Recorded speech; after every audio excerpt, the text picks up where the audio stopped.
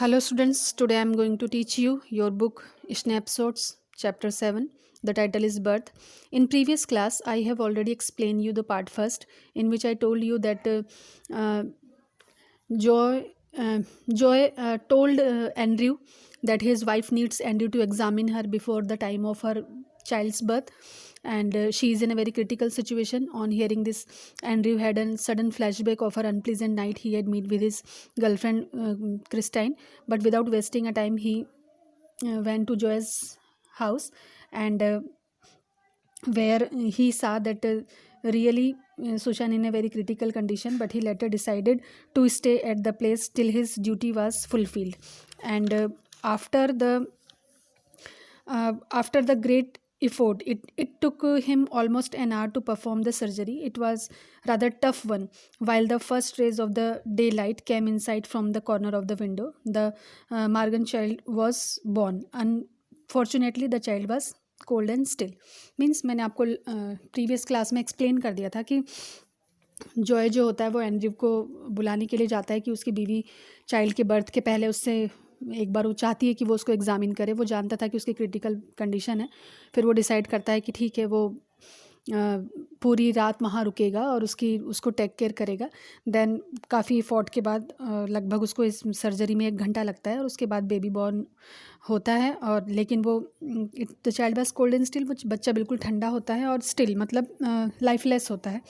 Then what happened in the story we study in this class. Okay, let we start. As he continued to look at the lifeless child, a shiver passed down in his spine.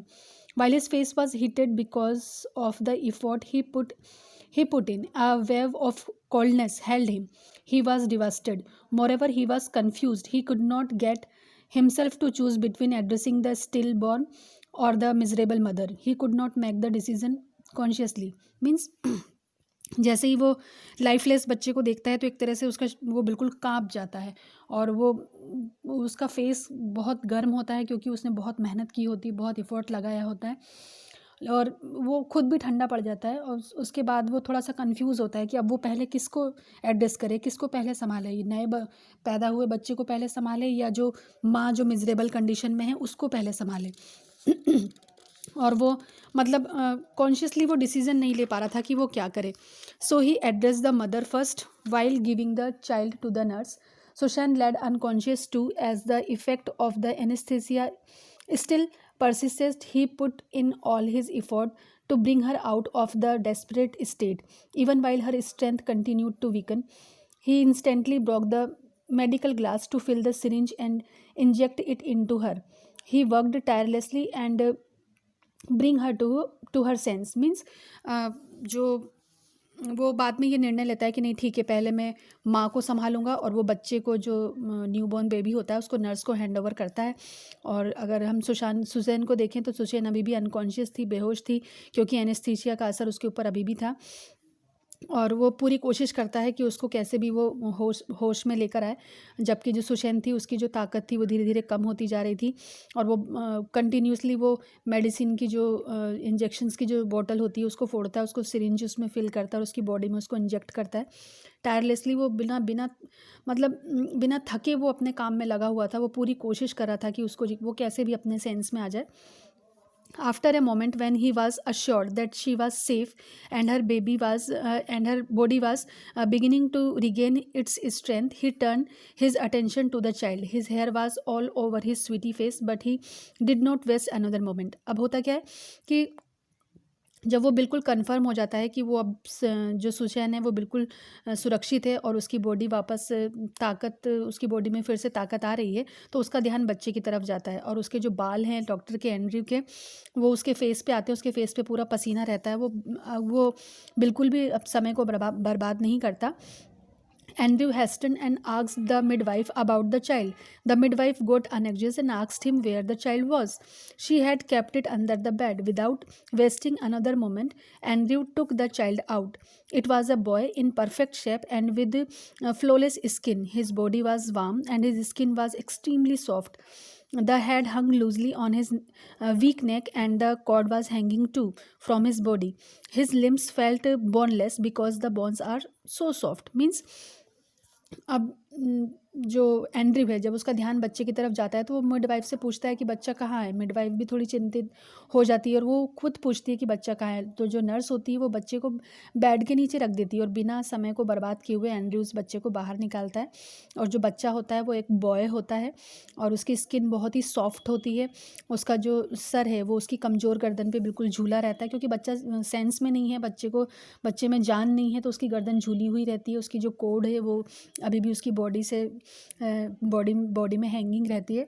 और जो उसके पैर होते हैं, पैर बिल्कुल boneless feel होते हैं, क्योंकि उसके पैर बहुत सॉफ्ट है, उसकी हड्डियाँ भी बहुत सॉफ्ट है। तो ऐसा लगता है जैसे इसके अंदर जान नहीं है बच्चे में। Still went to take the child out from beneath the bed. Andrew glared at the child.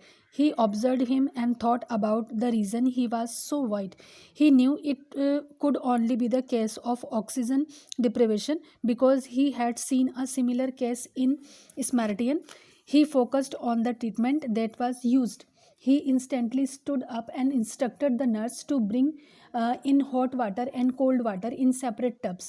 The nurse hesitated because for the moment she thought the effort were useless, but the doctor hastened and shouted on her to get it done instantly. अब बिना time को waste किए वो bed के नीचे से उस बच्चे को निकालता है। वो बच्चे को बड़े ध्यान से देखता है और वो ये जानने की कोशिश करता है कि बच्चा इतना वाइट क्यों है।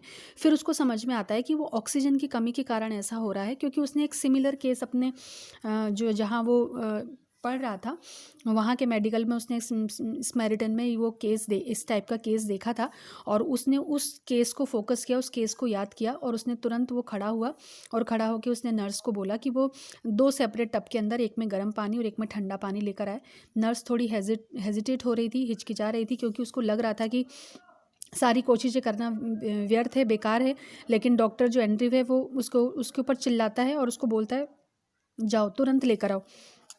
While she had gone to take what he told her to, Andrew grabbed a blanket and laid the child on it while he performed the unique respiration method.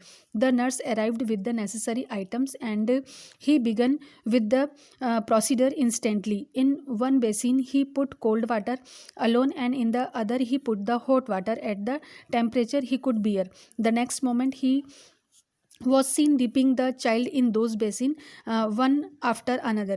He continued doing it. He felt that he had failed, and suddenly all his hope was beginning to fade. He could feel the nurse gazing upon him, disheartened. Means अब क्या होता है कि जो nurse होती है वो जैसा उसको बोला जाता है उसको करने के लिए जाती है। उतनी देर में एंड्रयू एक ब्लैंकेट लेता है, ब्लैंकेट में बच्चे को थोड़ी देर वो बच्चे को उस ब्लैंकेट के ऊपर लेता है और उसको यूनिक रेस्पिरेशन मेथड, मतलब वो मुंह से सांस देता है बच्चे को। उतनी देर में नर्स वहाँ पर जो भी नेसेसरी आइटम्स थे उसको लेकर आ जाती है और जो वन बेसिन के अंदर वो ठंडा पानी डाल देता है और दूसरे बेसिन के अंदर वो गर्म पानी को डालता है, ताकि वो उतना गर्म पानी जितना सहन हो सके। उसके बाद वो बच्चे को वन आफ्टर अनदर, मतलब कभी इसमें कभी उसमें बच्चे को डिप करता है। और थोड़ी देर के लिए तो उसको भी लगा कि वो बिल्कुल वो फेल हो गया अपनी कोशिशों के अंदर, और जब उसने देखा तो नर्स बड़े ही टूटे हुए दिल के साथ उसको देख रही थी। So now what happened? On the other hand, there was the old woman who couldn't utter a word. Her eyes were constantly fixed upon him. He instantly remembered how badly she wanted a grandchild. Moreover, he remembered how her daughter was waiting for one. It was all a waste now. और दूसरी तरफ जो वो वृद्ध औरत थी जो कि सुशैन की माँ थी वो कुछ भी नहीं बोलती, बस वो कंटिन्यूसली वो जो भी कुछ प्रोसेस होता है उस प्रोसेस को देखती रहती है। और वो शायद उसके दिमाग में चल रहा होगा कि वो उसको कितनी लालसा थी अपने ग्रैंडसन को देखने की, और उससे भी ज़्यादा उसकी बेटी को उस बच्चे का कितना इंतज़ार था, लेकिन उसको सब कुछ अब वो वेस्ट लग रहा था।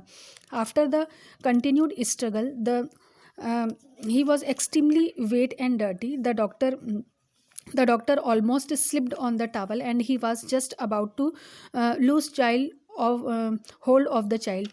The child was also wet and he is being compared to a white fish. The midwife then pleaded before the doctor and told him to stop as the child is stillborn. होता क्या है कि बहुत देर तक ये struggle चलता रहा और जगह भी वो बार बार पानी, क्योंकि वो कभी इस पानी से उस पानी में डाल रहा था तो जगह भी गीली हो गई और गंदी भी हो गई थी जगह, और ऑलमोस्ट इतना पानी हो गया था कि वो डॉक्टर एक बार ऐसा लगा जैसे उसके हाथ से वो बच्चा स्लिप होकर छूट जाएगा। और जो वो बच्चे को वो कंपेयर करता है कि जिस तरह एक वाइट मछली होती है, बच्चा अभी भी बिल्कुल वाइट था। जो मिडवाइफ है फिर वो डॉक्टर से प्लीडेड, वो डॉक्टर से प्रार्थना करती है कि आप इस प्रोसेस को छोड़ दीजिए क्योंकि बच्चा अभी अभी पैदा हुआ है। Just as it was a miracle, the little chest, which was enclosed in Andrew's hands, took a breath.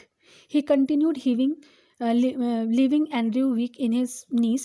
The feeling of the little one's breathing on his fingers almost made him faint. Instantly, he worked on reviving him with double the effort until the child breathed deeply. As he gasped, a bubble formed by the Mux was formed from his tiny nose. His pale skin turned pink, and the body no longer felt like it was lifeless. The next instant, he started crying. अब देखिए होता क्या है, just as it was a miracle, जैसे कि कोई जादू एकदम बहुत चमत्कार हो गया वैसा होता है कि जो बच्चे का जो चेस्ट है उसका जो दिल होता है वो वर्क करना शुरू कर देता है और बच्चा सांस लेता है एक और सांस को छोड़ता है। और जैसे ही बच्चे की ब्रीथ को वो फील करता है डॉक्टर, तो उसको लगता है कि वो खुद बेहोश हो जाएगा। उसके बाद वो जितना इफोर्ट उस बच्चे को पहले पानी में डिप करने में कर रहा था उसका दुगना इफोर्ट वो वैसा करने लगता है। और वो ऐसा जब तक करता है जब तक कि बच्चे की जब पानी जब अंदर जाता है तो बुलबुले उठने लगते हैं। तो जब तक कि पानी के अंदर बुलबुले नहीं उठते उसकी नाक से, तब तक वो ऐसा करता करता रहता है। और अचानक से जो नेक्स्ट इंस्टेंट होता है वो क्या होता है कि द चाइल्ड स्टार्टेड क्राइंग, वो बच्चा रोना शुरू कर देता है। The nurse muttered the word of prayer while tears rolled down her eyes. As Andrew handed her the child, he felt extremely weak and tired. The room was obviously a mess by this time. All the equipment, including blankets, towel, basin, solid instruments, the hypodermic syringe, the ever and the kettle were all in a terrible state. The mother lay still on the bed. The anesthesia still had its effect. Sushant's mother stood still in one place, constantly moving her lips in prayer. अब होता क्या है कि जो nurse है वो मटर्ड the words of prayer, वो भी भगवान से प्रार्थना करती रहती है और उसकी the tears roll down on her eyes, उसकी आंखों से आंसू निकलते रहते हैं। फिर जो एंड्रयू होता है वो बच्चा उसको हैंड ओवर करता है। वो भी बहुत थक गया होता है, बहुत कमज़ोर महसूस करता है।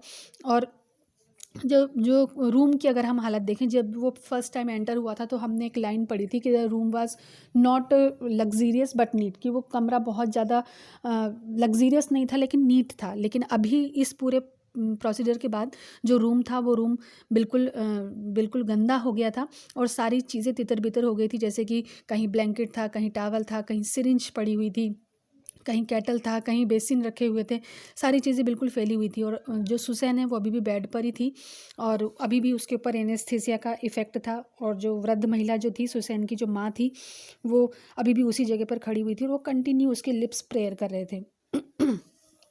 Andrew unfolded his sleeves and put on his jacket while informing the nurse that he will take his bag later.